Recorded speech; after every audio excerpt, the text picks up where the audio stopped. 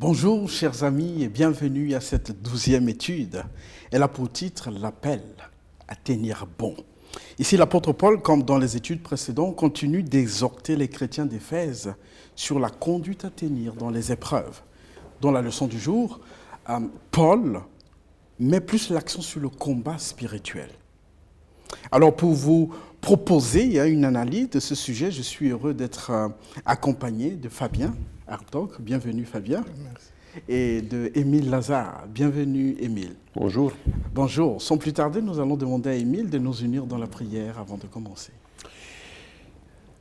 Merci Seigneur pour le privilège que tu nous donnes aujourd'hui, de nous approcher de ta parole et d'essayer de la comprendre. Nous voulons Seigneur que c'est ton Saint-Esprit qui nous guide. Et pour ça, nous voulons ouvrir nos cœurs. Au nom de Jésus. Amen. Amen. Émile, dans Éphésiens chapitre 6, versets 10 à 11, nous pouvons lire ce qui suit. Au reste, fortifiez-vous dans le Seigneur et par sa force toute puissante. Revêtez-vous de toutes les armes de Dieu afin de pouvoir tenir ferme contre les ruses du diable. Et quand on lit le texte jusqu'au verset 20, on voit clairement que Paul parle d'un combat spirituel. Ma première question, je commence par Émile, est la suivante. Que veut dire livrer un combat, tout simplement, dans l'Antiquité par exemple? Bon, c'est un peu différent des combats qu'on a l'habitude aujourd'hui de voir concernant la stratégie, la formation des militaires pour ça. Dans l'Antiquité, on mettait l'accent sur la discipline des soldats, surtout dans l'armée romaine. Ouais. Donc les soldats devaient agir tous comme une seule personne. Et ça, normalement, ça devait présumer un entraînement personnel et collectif de grande envergure. Ouais. Deuxième chose, il y avait aussi le combat à l'Antiquité, c'était un combat de force. C'était deux forces qui, normalement, entraient en collision. C'était comme un clash. Et le combat, c'était plutôt une lutte corps à corps. On arrivait à ça. Et c'était ça qui décidait une bataille. Bon, il y avait aussi la cavalerie qui attaquait. Il y avait aussi des engins qui étaient utilisés dans le cadre de la bataille. Mais la bataille décisive, c'était la bataille où les deux soldats, les deux armées opposées, se rencontraient sur le champ de bataille. Et parfois, ce qui faisait la différence, c'était la dotation de chaque soldat.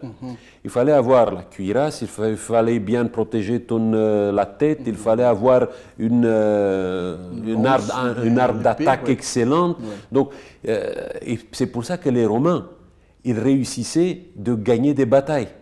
Parce qu'ils étaient très bien équipés. Un soldat romain, il avait tout ce qu'il avait besoin pour obtenir la victoire dans ces combats corps à corps.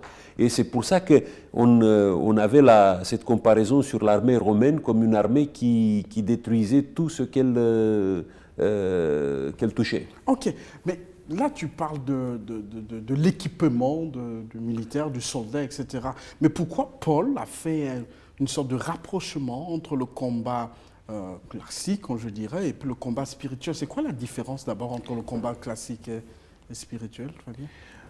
Alors, je dirais que la différence entre un combat classique et un combat spirituel, elle est évidente.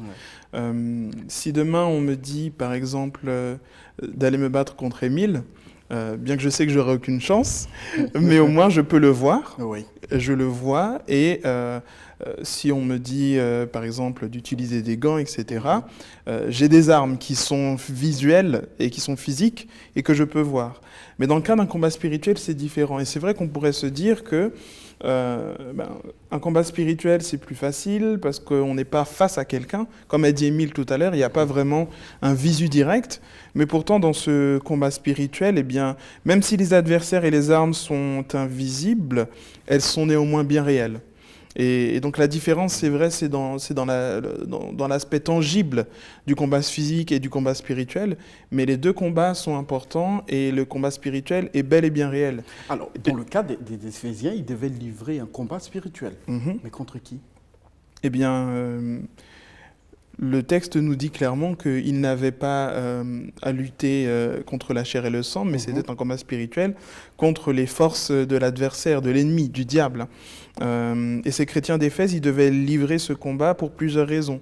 Premièrement, pour pouvoir résister aux tentations du diable, pour pouvoir aussi rester fidèles à l'Évangile, dans tous ces aspects-là.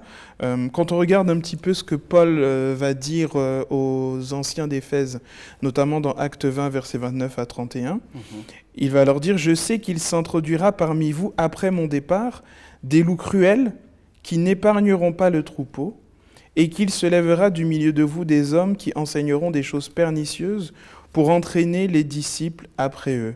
Veillez donc, vous souvenant que durant 3 années, je n'ai cessé nuit et jour d'exhorter avec larmes chacun de vous. » Donc on voit que c'était vraiment un combat spirituel contre les forces de l'ennemi qui essayaient de pouvoir soit décourager, soit de pouvoir attaquer à travers la persécution ou les difficultés doctrinales. Et voilà, pour pouvoir lutter contre tout cela. Ok. Il y a...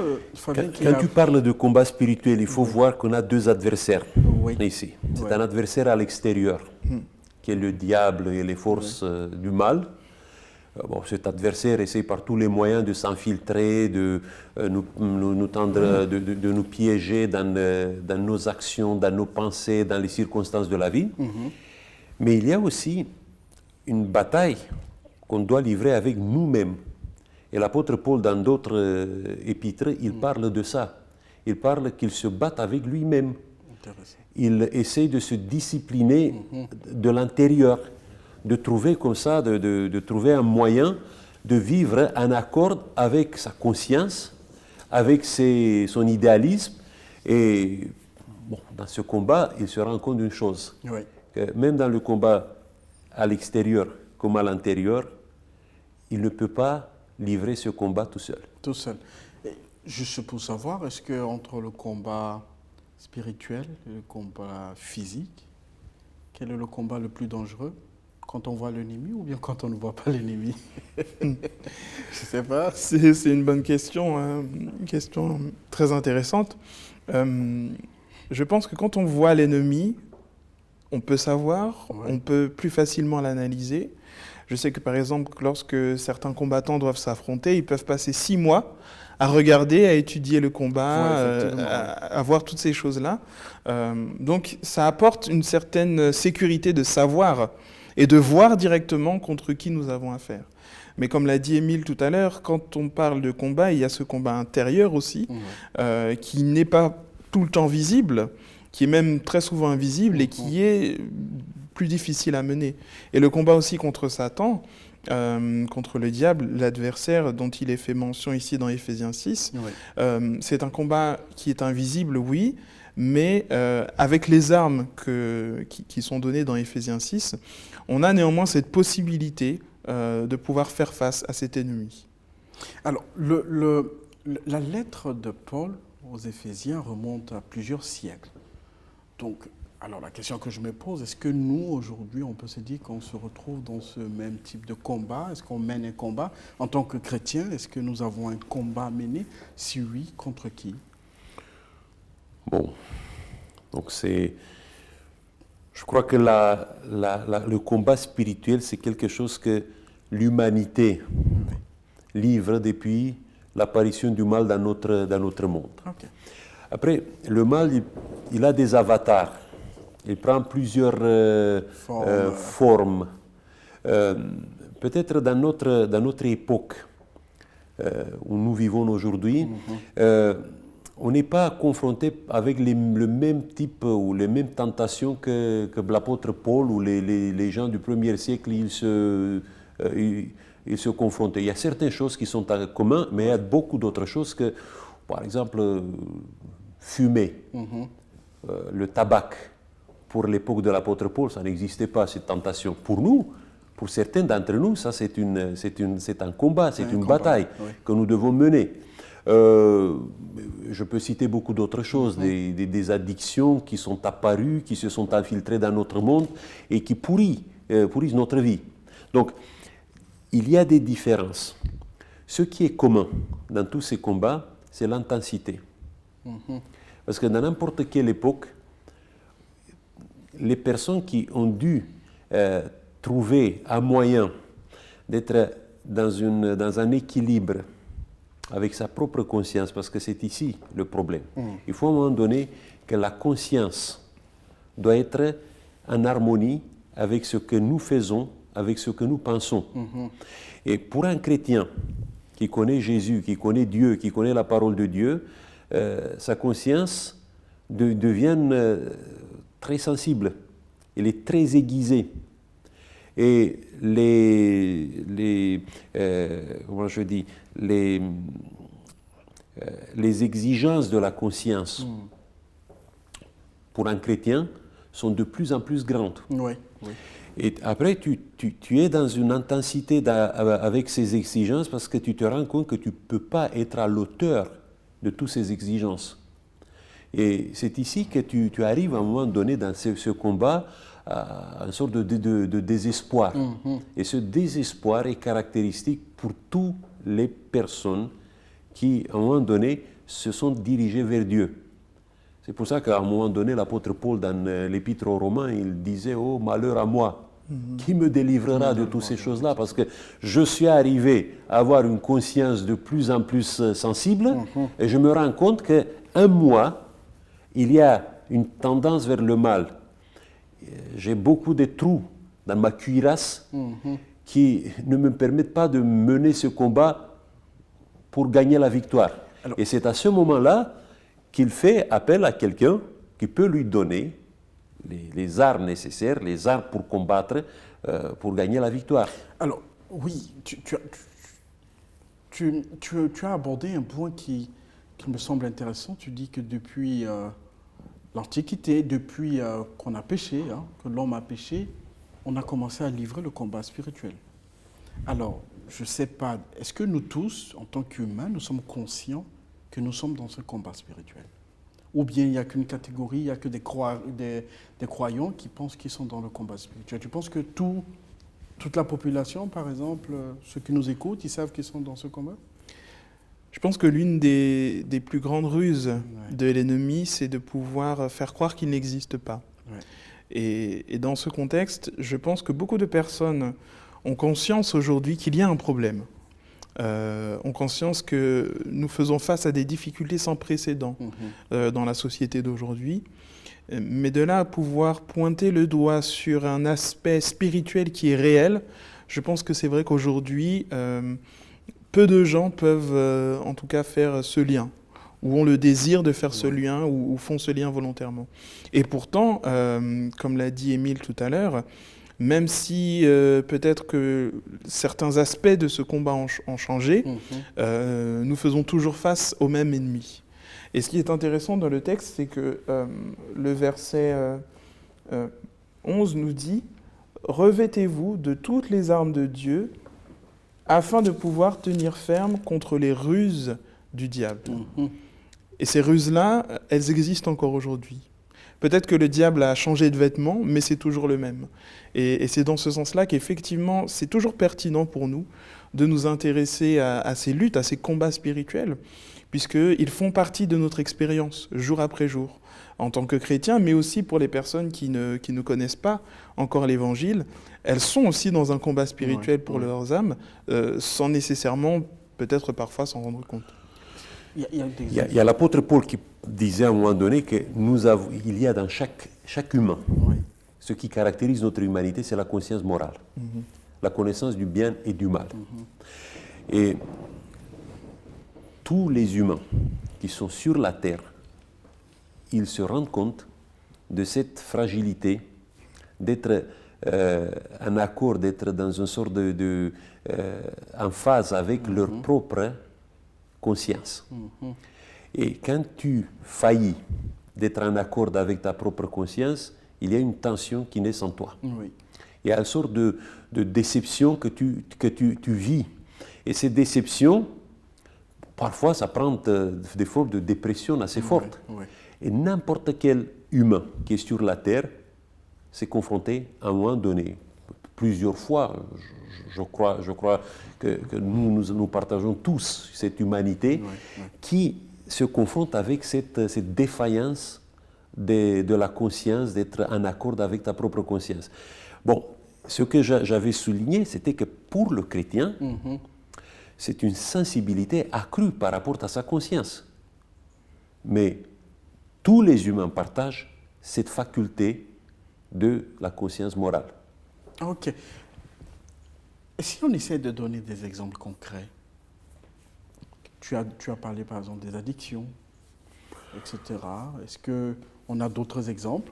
Comme ça, on peut se rendre compte que, ah oui, peut-être, je pensais que c'est quelque chose de banal, mais la possession démoniaque, par exemple. Ça c'est une phase, je peux dire, radicale Oui. d'une addiction. Normalement, pour moi, la possession démoniaque. Tu arrives, le schéma de la possession démoniaque, c'est quand tu laisses une addiction prendre contrôle de ta vie d'une manière si forte qu'à un moment donné, tu commences même à justifier ton addiction, même à lui donner quelque chose qui, finalement, tu laisses cette addiction t'accaparer, te détruire. Et c'est à ce moment-là qu'il y a une brèche terrible qui laisse le mal s'infiltrer dans ta vie et il prend possession après dans ton existence. Mais je crois que le péché, c'est ça le péché, la tendance du péché, c'est de se transformer dans une addiction. C'est comme ça que nous sommes enchaînés. On n'est pas enchaîné par des péchés, vous savez, occasionnels, des péchés comme un événement, mais nous sommes enchaînés du péché comme une sorte de dépendance. Parce que nous avons tous la palette des dépendances, une palette des dépendances qu'on a dans notre vie. Oui, peut-être ce ne sont pas des dépendances qui sont visibles, ou des dépendances qui... Par exemple, moi j'ai la tendance de parler, d'être toujours critique par rapport aux autres. Et ça se transforme dans ma vie dans une sorte de médisance. Bon, peut-être je ne suis pas incriminé comme celui qui est dépendant des drogues, comme il est addictif aux drogues. Celui qui est addictif aux drogues, on le voit. Il a une certaine couleur au niveau des yeux, il te regarde, il a un regard fixe, je ne sais pas, il y a des éléments comme ça qui te disent, lui, c'est un addictif. Mais c'est lui qui ne s'arrête jamais de médire les autres. Dis-moi. Il est aussi dans l'addiction finalement. Oui. Parce que quand tu lui poses la question, comment ça va? Oh, pas très bien. Mais pourquoi? Ah, tu sais, dans mon église, les gens sont comme ça. Dans ma société. Il ne faut pas lui tirer la langue pour qu'il dise toutes ces choses-là. Il te dit ça d'une manière gratuite. Mais il ne se rend pas compte qu'il est addictif à ce type de choses. Donc finalement, le péché en général qui est allé à l'encontre de ce que la Bible nous demande de faire, par exemple, c'est un combat, c'est un combat spirituel, c'est quelque chose qui est contre ce que la parole de Dieu nous dit. Quand la société appelle bien mal, mal bien, là aussi nous sommes dans des combats spirituels. On ne lutte pas contre les personnes, mais contre des systèmes, contre des pensées, etc. Oui. Mais avec quoi devons-nous lutter contre ce qui n'est pas en accord avec la parole de Dieu? Pour notre propre vie, parce que notre vie est le témoignage. Avec quoi devons-nous lutter? Est-ce qu'il y a des éléments concrets sur lesquels on peut se baser pour lutter, pour mener le combat? Eh bien, ici, en tout cas, dans cet épître aux Éphésiens, qui est le sujet principal de notre étude, ici, Paul va donner cette liste d'armes spirituelles qui sont importantes pour pouvoir lutter. Donc, toi, tu parles des armes spirituelles. Oui. Okay. Et il va donner ces armes spirituelles qui ne sont pas des armes visibles, mais qui sont néanmoins très importantes. Il va parler notamment de cette ceinture de la vérité, Et quand on parle de la ceinture de la vérité, on peut penser qu'on a affaire ici à la compréhension de la foi et de l'évangile fondée sur la vérité biblique. Donc ça, c'est déjà un élément, quand on parle du péché, quand on parle des différentes addictions, de savoir que si nous sommes entourés de cette ceinture de vérité, nous acceptons cette vérité biblique fondamentale. On parle également de la justice, pour pouvoir vivre une vie de justice et d'intégrité, des chaussures de l'évangile de paix, donc pour que notre témoignage puisse être également proclamé, le bouclier de la foi, le casque du salut. Le verset 17 nous parle aussi je pense qu'il est vraiment cet aspect central, l'épée de l'esprit qui est la parole de Dieu. S'entourer de la parole de Dieu, méditer cette parole de Dieu, utiliser vraiment les Écritures comme cette arme offensive, puisqu'une épée, puisqu'une épée, ce n'est pas défensif, c'est vraiment offensif. Donc, utiliser cette parole de Dieu pour pouvoir lutter contre les ruses et les tactiques de l'ennemi. Ok, intéressant. Tu as donné la liste des armes spirituelles. Est-ce que ce n'est que les armes dans une, je ne sais pas, ici dans la traduction que j'ai, on nous dit que tous ces éléments que Fabien a présentés, ce sont les armes de Dieu. Oui. Ça ne m'appartient pas. Oui. Bon, si je veux m'équiper, me discipliner et trouver comme ça cet accord entre ma conscience, mes actions, mes pensées, je ne peux pas chercher ça à moi. Il faut chercher ça dans cette relation avec Dieu. Et je veux juste attirer l'attention sur un élément, deux éléments peut-être. Le bouclier. Le bouclier que l'apôtre Paul nous présente ici, vous savez, c'était le bouclier des légionnaires romains. C'était le bouclier rectangulaire comme ça, que les légionnaires l'utilisaient dans la lutte. Parce que quand ils commençaient à prendre d'assaut une forteresse ou une ville, vous avez vu peut-être les images avec des soldats romains qui faisaient avec les boucliers qu'ils faisaient comme ça en sorte de carapace de tortue. On appelait ça, ce type de formation, testudo. Ça veut dire tortue. Et ils se protégeaient avec ça comme un blindage. C'était comme des blindés, comme les chars blindés aujourd'hui. Et c'est comme ça, petit à petit, il avançait pour éteindre le feu. Parce que de l'autre côté, l'ennemi, il jetait du feu. Et ces boucliers étaient aussi... il y avait une résine qui était utilisée pour éteindre le feu, pour que ces boucliers ne soient pas inflammables. Et c'est comme ça qu'il attaquait. Donc c'était à la fois quelque chose d'individuel, mais aussi de collectif. Moi, je crois que la foi que nous avons, que l'apôtre Paul dit ici, le bouclier, c'est la foi, pour faire face au malin aujourd'hui, il faut avoir une confiance forte en Dieu, individuelle. Mais ce qui fait la force d'un chrétien, c'est la confiance qu'il a aussi dans les autres. Qu'il y a d'autres personnes et qu'on se mette dans un sort de lien, de liaison. Ma foi avec ta foi, avec sa foi. Et c'est ça qui nous protège. On ne peut pas avoir juste une confiance individuelle en Dieu et n'avoir pas confiance dans les autres. Il faut à un moment donné qu'on tisse des liaisons entre nous pour que notre foi soit vraiment forte, soit vraiment capable de passer, de répondre à toutes ces attaques enflammées de la part du diable. Et ça, cette image, c'est très parlante ici, avec ce blindage qu'on a besoin dans la foi. Le bouclier, mais pas seulement un bouclier. On est ici dans un sort de réseau des boucliers qui font face qui s'associent pour faire face aux problèmes. Mais là, vous avez développé les armes spirituelles dans Éphésiens. Mais je voudrais savoir, ça c'est une question simple que je nous pose, quelle est la force qui se cache dans le nom de Jésus-Christ quand nous sommes face à un combat spirituel? Est-ce que ça vous dit, parce qu'on peut voir les armes de la foi, je me dis qu'il y a aussi le nom de Jésus-Christ il y a quelque chose qui se cache derrière ce nom.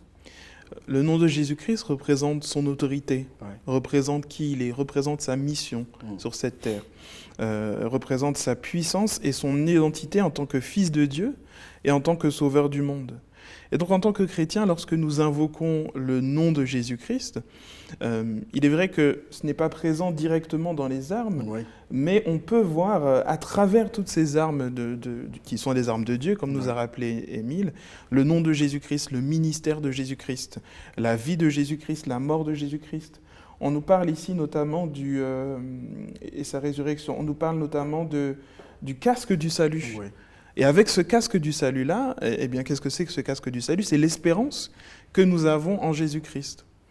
Donc on voit que le nom de Jésus-Christ est présent et c'est ce nom qui, dans nos prières et dans nos actions, peut nous aider à avancer et à faire face aux difficultés spirituelles que nous rencontrons dans ce monde. Effectivement, oui. Moi, je vois dans le nom de Jésus-Christ un rappel permanent pour le chrétien quand il s'engage dans sa vie, parce que la vie est une lutte permanente. Quand tu veux vivre, il faut vivre suivant un modèle. Oui. On n'est pas chrétien en suivant des règles ou un code des lois ou je ne sais pas, un règlement de vie qu'on s'approprie à partir de la Bible. Non, on est chrétien quand on suit quelqu'un qui nous dirige, qui nous conduit. Et ça, c'est très important pour notre morale. Qu'on a toujours devant les yeux cette figure de Jésus, l'attitude de Jésus, l'exemple de Jésus dans tout ce que nous faisons. Vous savez, même les armées conventionnelles, il y avait toujours dans l'Antiquité, dans le Moyen-Âge, il y avait toujours un cri de guerre que les armées prononçaient au moment où ils livraient le combat. Par exemple, les armées de la France commençaient toujours la bataille avec le cri « Saint-Denis et Montjoie », qui faisait rappel à des images, des images de victoire. Les Américains, quand ils ont livré le combat contre les Mexicains, après la destruction du fort de Los Alamos, vous savez, les soldats américains, ils sont partis contre les Mexicains avec ce cri, « Remember Los Alamos ». Rappelez-vous de Los Alamos. Et ça galvanisé. Et nous, les chrétiens, on ne peut pas livrer le combat contre le mal avec une sorte de loi en disant oui, je vais livrer en faisant ça, en disant ça. Non, tu livres le combat en sachant que devant toi, tu as un modèle qui est Jésus-Christ. Permettez-moi cette conclusion. Le titre de la leçon est l'appel à tenir bon. Et dans la leçon, nous avons vu que nous sommes tous en combat. Qu'on soit conscient ou pas, nous sommes tous dans un combat. Combat spirituel, bien sûr. Même d'autres mènent des combats sociaux, physiques, sur le plan sanitaire, etc. Mais le combat spirituel, nous tous, nous sommes dedans.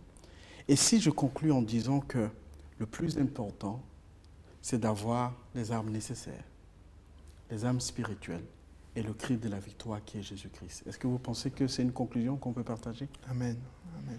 Oui.